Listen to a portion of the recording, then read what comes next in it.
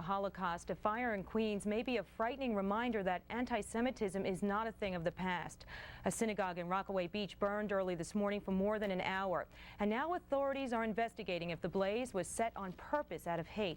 Ellen Marks reports.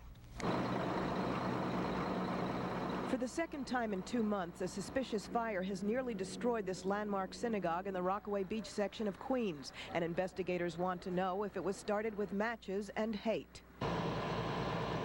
The two-alarm fire swept through Congregation Derech Hamuna around 1:30 this morning. It damaged extensively the area between the roof and ceiling of the 2.5-story old wood frame building. The fire apparently started on the exterior rear.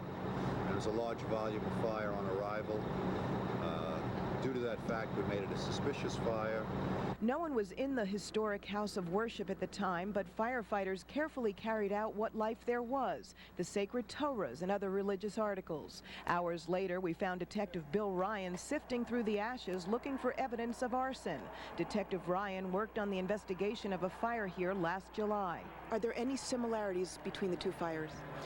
They're similar in that they both seem to have started with rubbish. They're both to the same building. They're both up in the landing area of the synagogue. They both attacked the same wall.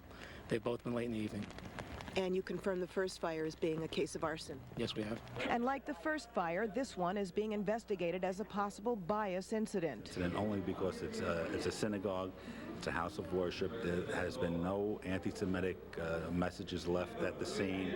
There was no scrolls, anything written on the scene. Congregation membership had fallen off considerably over the years. People had moved out of the neighborhood, or some just didn't feel safe worshiping in such a deserted spot.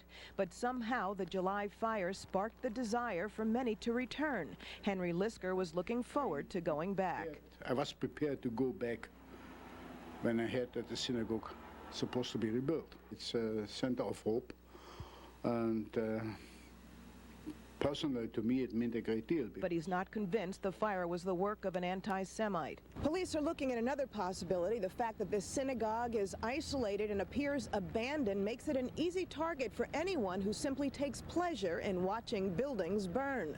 So far, police have no suspects. In Queens, Ellen Marks, Channel 11 News at 10.